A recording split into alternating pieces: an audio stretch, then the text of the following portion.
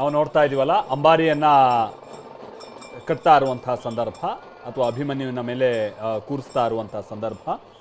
ಆಮೇಲೆ ಕಳೆದ ಬಾರಿ ಅಲ್ಲ, ಒಂದು 3 ವರ್ಷದ ಹಿಂದೆ ಏನಾಗ್ಬಿಟ್ಟಿತ್ತು, ಈ ಕೆಲ ಕ್ಯಾಮ್ರಾಗಳಲ್ಲಿ ಅವರು ಫೋಟೋ ಕ್ಲಿಕ್ ಮಾಡ್ತಾ ಫ್ಲ್ಯಾಶ್ ಆಗಿ ಆನೆ ಒಂದು ಸ್ವಲ್ಪ ವಿಚಲಿತ ಆದಂಥ ರೀತಿಯಾಗಿ ಕಂಡು ಬಂದಿತ್ತು. ಸೊ ಅವಾಗಿನಿಂದ ಏನು ಮಾಡ್ತಾರೆ, ಈಗ ತೀರಾ ಅಲ್ಲಿ ಹತ್ರ ಈ ಫೋಟೋ ಫ್ಲ್ಯಾಶ್ ಮಾಡೋದು ಮತ್ತೊಂದು ಅದಕ್ಕೆಲ್ಲ ಅವಕಾಶ ಇಲ್ಲ. ಆನೆ ಅದು ಏನೇ ಗಜಗಾತ್ರದಲ್ಲಿ ಇರ್ಬೋದು ಅಥವಾ ಬಹಳ ಗಾತ್ರದಲ್ಲಿ ಇರ್ಬೋದು, ಬಟ್ ಈ ಥರದ ಕೆಲ ಸೂಕ್ಷ್ಮ ವಿಚಾರಗಳು ಆನೆಯನ್ನು ವಿಚಲಿತ ಆಗಿ ಮಾಡೋದು ಅಥವಾ ಒಂದು ಹಂತಕ್ಕೆ ಕಕ್ಕ ಬಿಕ್ಕಿ ಮಾಡೋದು, ಈ ಥರದ್ದೆಲ್ಲ ಚಾನ್ಸಸ್ ಇರುತ್ತೆ ನೋಡಿ. ಈಗ ನಾವು ನೋಡ್ತಾ ಇದೀವಲ್ಲ, ಹಾಗೆ ಆ ಅಕ್ಕಪಕ್ಕ 2 ಸ್ಟ್ಯಾಂಡ್ಗಳನ್ನು ಮಾಡಲಾಗಿದೆ. ಆ ಸ್ಟ್ಯಾಂಡ್ನ ಮುಖೇನವಾಗಿ ಭಾಳ ಗಟ್ಮುಟ್ಟಾದಂಥ ಹಗ್ಗವನ್ನು ಕಟ್ಟಿ ತಾಯಿ ಚಾಮುಂಡೇಶ್ವರಿ ಇರುವಂಥ ಅಂಬಾರಿಯನ್ನು ಎತ್ತಿ ಆನೆ ಮೇಲೆ ಕೂರಿಸುವಂಥ ಸಂದರ್ಭ. ಈಗ ಆನೆಗಿಂತ ಹೈಟ್ ಹೋಗಿದೆ ಅಂಬಾರಿ. ಈಗ ಮಾವುತ ಆನೆಯನ್ನು ನಿಧಾನವಾಗಿ ಆ ಅಂಬಾರಿಯ ಕೆಳಗೆ ತರ್ತಾರೆ. ಅದಾದ ನಂತರ ಅಲ್ಲಿ ಮೆತ್ತನೆಯ ಹಾಸಿಗೆ ಕೂಡ ಇದೆ ನೋಡಿ. ಆ ಒಂದು ಭಕ್ತಿಗೂ ಕೂಡ ನಾವು ಈ ಸಂದರ್ಭ ಸಾಕ್ಷಿಯಾಗೋದನ್ನು ನೋಡ್ತಾ ಇದ್ವಿ. ಆ ಮಾವುತ ಆ ಅಂಬಾರಿಯನ್ನ ಕೆಳಗಡೆ ಬರ್ತಾ ಇದ್ದ ಹಾಗೆ ಕೈ ಮುಕ್ಕೊಂಡ್ರು ಆ ಅಂಬಾರಿಯ ಕೆಳಗೆ.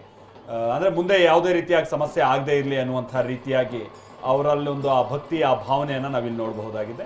ಈಗ ಆನೆ ಅಂಬಾರಿಯ ಕೆಳಗೆ ಬಂದಿದೆ. ಈಗ ಅಂಬಾರಿಯನ್ನ ನಿಧಾನವಾಗಿ ಆನೆ ಮೇಲೆ ಕೂರಿಸುವಂಥ ಕಾರ್ಯ ಆಗ್ತಾ ಬರುತ್ತೆ. ಹಗ್ಗವನ್ನು ಇಳಿಬಿಡ್ತಾ ಬರ್ತಾರೆ ನೋಡಿ. ಆ ಸಂದರ್ಭ ನೇರ ಪ್ರಸಾದ ದೃಶ್ಯಾವಳಿಗಳನ್ನು ನಾವಿಲ್ಲಿ ನೋಡ್ತಾ ಇದ್ದೀವಿ.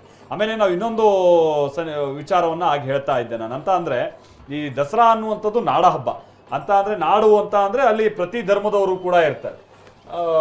ಸೊ ಅಲ್ಲಿ ಹಿಂದೂನು ಇರ್ತಾನೆ, ಮುಸಲ್ಮಾನು ಇರ್ತಾನೆ, ಕ್ರೈಸ್ತರು ಇರ್ತಾರೆ, ಈ ರೀತಿಯಾಗಿ. ಸೊ ಇದು ಕೂಡ ಒಂದು ಸರ್ವಧರ್ಮ ಸಮನ್ವಯತೆಗೆ ಸಾಕ್ಷಿಯಾಗುವಂಥ ಒಂದು ಸಂದರ್ಭ. ನಾವು ಕೇಳ್ಪಡ್ತಾ ಇರ್ತೀವಿ, ಈ ಹಗ್ಗ ಕಟ್ಟೋದು ಇದೆಲ್ಲ ಇರುತ್ತಲ್ಲ, ಬಿಗಿಗೊಳಿಸಿ ಭಾಳ ಕಟ್ಟುನಿಟ್ಟಾಗಿ ಅದೆಲ್ಲೂ ಕೂಡ ಸ್ವಲ್ಪನೂ ವಾಲ್ ಬಾರ್ದಿದೆಲ್ಲ ಮುಸಲ್ಮಾನರು ಇದರ ಕಾರ್ಯದಲ್ಲಿ ಭಾಗಿಯಾಗ್ತಾರೆ ಅನ್ನುವಂಥದ್ದು ಹೇಳಿ. ಅದು ಮುಂಚೆ ಈಗೆಲ್ಲ ನಾವು ಜಾತಿ ಪ್ರಕ್ರಿಯೆಗಳನ್ನು ಜಾತಿಯಲ್ಲಿ ಗುರುತಿಸ್ಕೊಳ್ಳುವಂತಹ, ಧರ್ಮದ ಮೇಲೆ ಗುರುತಿಸ್ಕೊಳ್ಳುವಂತಹ ಒಂದು ಪ್ರಕ್ರಿಯೆಯನ್ನು ನಾವು ಪ್ರಾರಂಭ ಮಾಡ್ಕೊಂಡಿದ್ದೀವಿ. ಮುಂಚೆ ಹಾಗಲ್ಲ. ಮುಂಚೆ ಅದು ಹೇಗಿತ್ತು ಅಂತ ಹೇಳಿದ್ರೆ, ಉದ್ಯೋಗ ಮತ್ತು ಆತನಿಗೆ ಇರುವಂತಹ ಕಸುಬು ಮತ್ತು ಕಸುಬಿನಲ್ಲಿ ಆತನಿಗೆ ಇರುವ ಶ್ರೇಷ್ಠತೆ, ಈ ಕಸುಬು ಮತ್ತು ಶ್ರೇಷ್ಠತೆಯನ್ನು ಆಧಾರವಾಗಿ ಇಟ್ಟುಕೊಂಡಾಗ ಮಹಾರಾಜರ ಅರಮನೆಯಲ್ಲಿ ಬಹಳಷ್ಟು ಜನ ಇಸ್ಲಾಂ ಧರ್ಮವನ್ನು ಅನುಸರಿಸ್ತಕ್ಕಂತಹ ಕೆಲಸಗಾರರು ಇದ್ದರು. ಅವರುಗಳಿಗೆ ಈ ಹಗ್ಗವನ್ನು ಮಾಡ್ತಕ್ಕಂಥ ಮತ್ತು ಅದನ್ನು ಅಂಬಾರಿಯನ್ನು ಕಟ್ಟುವಂಥ ಒಂದು ತರಬೇತಿಯನ್ನು ಅರಮನೆಯಲ್ಲಿ ನೀಡಲಾಗಿತ್ತು. ಅದು ಪರಂಪರಾನುಗತವಾಗಿ ಅವರಿಗೆ ತಲೆಮಾರಿನಿಂದ ಬಂದಿರತಕ್ಕಂಥ ಒಂದು ಪ್ರಕ್ರಿಯೆ. ಒಂದು ವರ್ಷ ನಿಮಗೆ ಒಂದು 10-15 ವರ್ಷದ ಹಿಂದೆ ಅಂತ ಕಾಣುತ್ತೆ. ಇದು ಏನಾಯಿತು ಅಂತ ಹೇಳಿದ್ರೆ, ಸಂಭಾವನೆಯ ವಿಚಾರದಲ್ಲಿ ಮತ್ತು ಇಲಾಖೆ ಕೂಡ, ಯಾವುದು ಅರಣ್ಯ ಇಲಾಖೆ, ನಮಗೆ ಅನುಭವ ಇದೆ, ನಾವು ಕಟ್ತೀವಿ ಅನ್ನೋ ಒಂದು ಮಾತುಕತೆ ನಡೀತು. ನೀವೇ ಯಾಕೆ ಕಟ್ಟಬಾರ್ದು ಮಾತುಕತೆ ಕೂಡ ನಡೀತು. ಸೊ ಈ ಮಾತುಕತೆಯನ್ನು ಮುಂದುವರಿಸ್ಕೊಂಡು ಸರಿ ಅವರು ಕಟ್ಟುವಂಥ ಪ್ರಯತ್ನ ಮಾಡಿದ್ರು. ಅದು ಸರಿ ಹೋಗಲಿಲ್ಲ.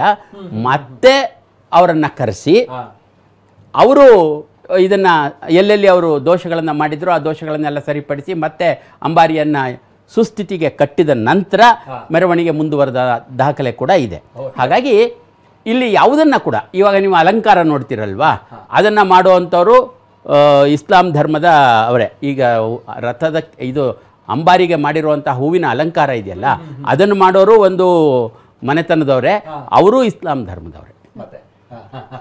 ಹಾಗಾಗಿ ಇಲ್ಲಿ ನಾವು ಏನನ್ನು ನೋಡ್ತೀವಿ, ಅವರಿಂದ ಅವರು ಏನನ್ನು ಕೊಡ್ತಾರೆ ಅದನ್ನು ನಾವು ಬಹಳ ಎಚ್ಚರಿಕೆಯಿಂದ ಗಮನಿಸ್ಕೋಬೇಕು. ಯಾರನ್ನು ಇಲ್ಲಿ ಜಾತಿ, ಧರ್ಮ ಅಥವಾ ಬೇರೆ ಇದರಿಂದ ಅಳಿಯದೆ ವ್ಯಕ್ತಿಯ ಕೌಶಲತೆಯ ಮೇಲೆ, ಕೌಶಲದ ಶ್ರೇಷ್ಠತೆಯ ಮೇಲೆ ಅಳೆದಾಗ ನಾವು ಅದೊಂದು ವ್ಯವಸ್ಥಿತವಾದಂತಹ ಸಮಾಜವನ್ನು ನಿರ್ಮಾಣ ಮಾಡಲಿಕ್ಕೆ ಸಾಧ್ಯ. ಗುರುಗಳೇ, ನಾವು ತೋರಿಸ್ತಾ ಇದ್ವಿ ಅಂಬಾರಿ ನೇರ ದೃಶ್ಯ ಇದು. ಅಲ್ಲಿ ಕಟ್ಟುವಂತ ಪ್ರಕ್ರಿಯೆಗಳು ನಡೀತಾ ಇದೆ. ಜೊತೆಗೆ ಈ ಆಕಾರ ಇದೆಯಲ್ಲ, ಅಂಬಾರಿಯ ಆಕಾರ, ಇದರಲ್ಲೂ ಕೂಡ ಒಂದು ವಿಶೇಷತೆ ಇದೆ. ಹಾಗೆ ಕಾಲಕ್ಕೆ ಅದರಲ್ಲೂ ಸ್ವಲ್ಪ ಬದಲಾವಣೆ ಆಗಿದೆ ಅಂತ ಹೇಳ್ತಾ ಇದ್ರಿ ಗುರುಗಳೇ. ಸೊ ಹೇಗೆ, ಏನು ಅನ್ನೋದು ಪ್ರಾರಂಭದಲ್ಲಿ ಅಂಬಾರಿಯ ಬಗೆಗೆ ಮಾತನಾಡ್ತಾ ಕುಲಕರ್ಣಿಯವರು ಇದು ಭಾಳ ಹಿಂದಿನಿಂದ ಇದೆ ಅಂತ ಹೇಳಿದ್ರು. ಹೌದು, ನೀವು ಶ್ರೀರಂಗಪಟ್ಟಣದಲ್ಲಿ ದರ್ಯಾ ದೌಲತ್ ಅರಮನೆ ಇದೆ. ಆ ದರ್ಯಾ ದೌಲತ್ ಅರಮನೆಯ ಪಶ್ಚಿಮದ ಗೋಡೆಯಲ್ಲಿ ಪೇಂಟಿಂಗ್ ಇದೆ. 2ನೇ ಮೈಸೂರು, ಆಂಗ್ಲೋ ಮೈಸೂರು. ಇಲ್ಲಿ ನಾವು ನೋಡ್ತಾ ಇದೀವಲ್ಲ ಅಂಬಾರಿ ಕಟ್ಟುವಂತ ಪ್ರಕ್ರಿಯೆ, ಅದನ್ನ ರಾಜಮಾತೆ ಪ್ರಮೋದಾದೇವಿ ಅವರು ಅರಮನೆ ಒಳಗಡೆಯಿಂದನೇ ವೀಕ್ಷಿಸ್ತಾ ಇರುವಂತ ಸಂದರ್ಭ. ಆಮೇಲೆ ಅದ್ರಲ್ಲಿ ಏನಾದ್ರೂ ತಪ್ಪುಗಳು ಲೋಪಗಳು ಕಂಡು ಬಂದಂತ ಸಂದರ್ಭದಲ್ಲಿ ಅಥವಾ ಹೀಗಾಗ್ಬೇಕು ಅನ್ನುವಂಥ ಅವರೇ ಇನ್ಸ್ಟ್ರಕ್ಷನ್ಸ್ ಕೊಡ್ತಾರೆ. ಅದನ್ನ ನಾವು ಬಹಳ ವರ್ಷಗಳಿಂದ ನೋಡ್ತೀವಿ. ಅವ್ರ ಪಕ್ಕದಲ್ಲಿ PA ಇರ್ತಾರೆ, ಅವ್ರಿಗೆ ಹೇಳ್ತಾರೆ, ಅವ್ರು ಫೋನ್ ಅವ್ರು ಲೈವ್ ಅಲ್ಲಿ ಇರ್ತಾರೆ, ಅವ್ರಿಗೆ ಹೇಳಿ ಕರೆಕ್ಷನ್ ಮಾಡಿಸ್ತಾರೆ. ಕರೆಕ್ಟ್. ಇದು ರಾಜಮನೆತನದಲ್ಲಿ ಒಂದು ಮಹಿಳೆಯರಿಗೂ ಕೂಡ ಇರುವಂತಹ ಪ್ರಾಮುಖ್ಯತೆ. ಅದರಲ್ಲೂ ಇಂಥ ಕೆಲ ಅತ್ಯವಶ್ಯಕವಾದಂತ ಕೆಲ ಪ್ರಕ್ರಿಯೆಗಳಲ್ಲೂ ಅವರ ಒಳಗೊಳ್ಳುವಿಕೆ ಹೇಗಿರುತ್ತೆ ಅನ್ನುವಂಥದಕ್ಕೆ ಇವೆಲ್ಲವೂ ಕೂಡ ಮೇಲ್ವಿಚಾರಣೆ. ಹೌದು, ಹೇಳಿ ಸರ್. ಇದು ಶ್ರೀರಂಗಪಟ್ಟಣದ ದರ್ಯಾದೌಲತ್ ಅರಮನೆಯ 2ನೇ ಮತ್ತು ಆಂಗ್ಲೋ ಮೈಸೂರು ಯುದ್ಧದ ಚಿತ್ರಣವನ್ನು ನೀವು ನೋಡಿದ್ರೆ ಈ ಅಂಬಾರಿಯ ಚಿತ್ರ ನಿಮಗೆ ಸಿಕ್ಕತ್ತೆ. ಈ ಅಂಬಾರಿ ಹೇಗಿದೆಯೋ ಹಾಗೆ ಹೆಚ್ಚು ಕಡಿಮೆ ಬಹುತೇಕವಾಗಿ ಈ ಅಂಬಾರಿಯ ಚಿತ್ರ ನಮಗೆ ಸಿಕ್ಕತ್ತೆ. ಇದಾದ ನಂತರ ಹಾಗೆ ಕುಲಕರ್ಣಿ ಅವರು ಹೇಳಿದ್ರು, 2ನೇದಲ್ಲಿ ಅಂತ ಹೇಳಿದ್ರೆ 1860ರಲ್ಲಿ ಮೈಸೂರಿನಲ್ಲಿ ನಿರ್ಮಾಣ ಆಗಿರುವಂತಹ ಜಗನ್ಮೋಹನ ಅರಮನೆಯಲ್ಲಿ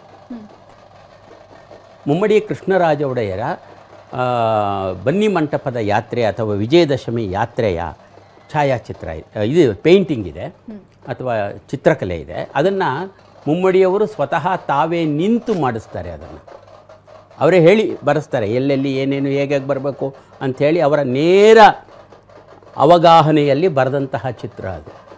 ನಿಮ್ಗೆ ಅದಕ್ಕೆ ಇನ್ನೊಂದು ಉದಾಹರಣೆ ನಾನು ನಿಮ್ಗೆ ಹೇಳ್ತೀನಿ. ನೀವು ನಮ್ಮ ಇವತ್ತಿನ ಮೈಸೂರು ಅಂಬಾವಿಲಾಸ್ ಕಲ್ಯಾಣ ಮಂಟಪದಲ್ಲಿ 32 ವರ್ಣಚಿತ್ರಗಳಿದ್ದಾವೆ, ನೋಡಿದ್ದೀರಾ? ಅದರಲ್ಲಿ ನಾಲ್ವಡಿ ಕೃಷ್ಣರಾಜ ಒಡೆಯರು ಕುಳಿತಿರುವಂಥ ಮತ್ತು ಕಂಠೀರವ ನರಸಿಂಹರಾಜ ಒಡೆಯರ್ ಮತ್ತು ಜಯಚಾಮರಾಜೇಂದ್ರರು ಕುಳಿತಿರುವಂಥ ಒಂದು ಫೋಟೋ ಇದೆ. ಅದರಲ್ಲಿ ಈ ಅಂಬಾರಿ ಚಿತ್ರ ಇದೆ.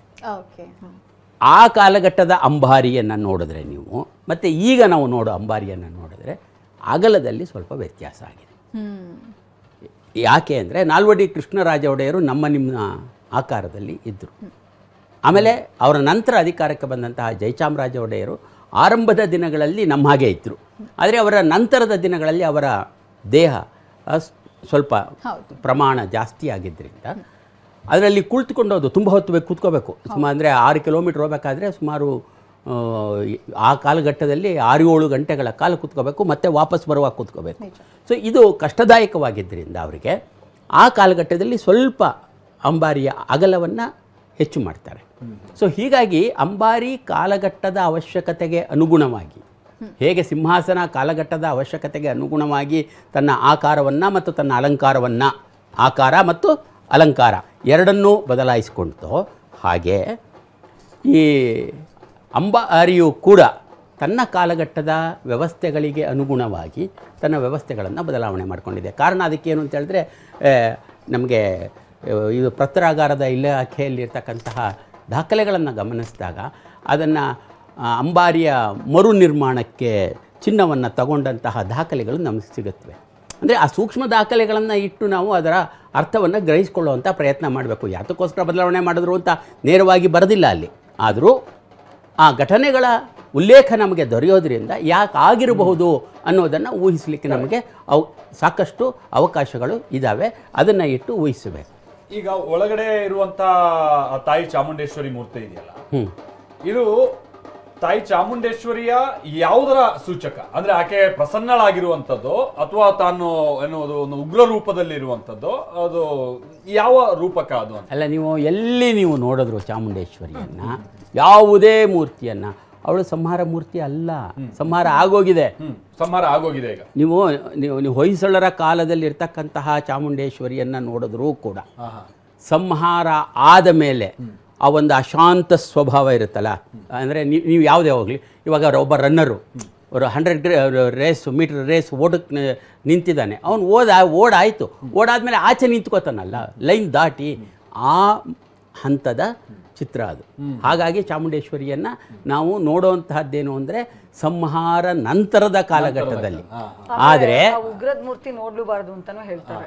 ಆದರೆ ನೀವು ಉಗ್ರ ನರಸಿಂಹಸ್ವಾಮಿಯನ್ನು ನೋಡ್ತೀರಲ್ವಾ, ಅದು ಆಗ ನಡೀತಾ ಇರುವಂತಹ ಸಂಹಾರವಾಗ್ತಾ ಇರೋ, ಅದಕ್ಕೆ ಹೇಳ್ತಾರೆ ಸಂಹಾರ ಮೂರ್ತಿ. ಸಂಸ್ಕೃತದಲ್ಲಿ ಹೇಳುವಾಗ ಅದನ್ನು ಸಂಹಾರ ಮೂರ್ತಿ ಅಂತ ಹೇಳ್ತಾರೆ.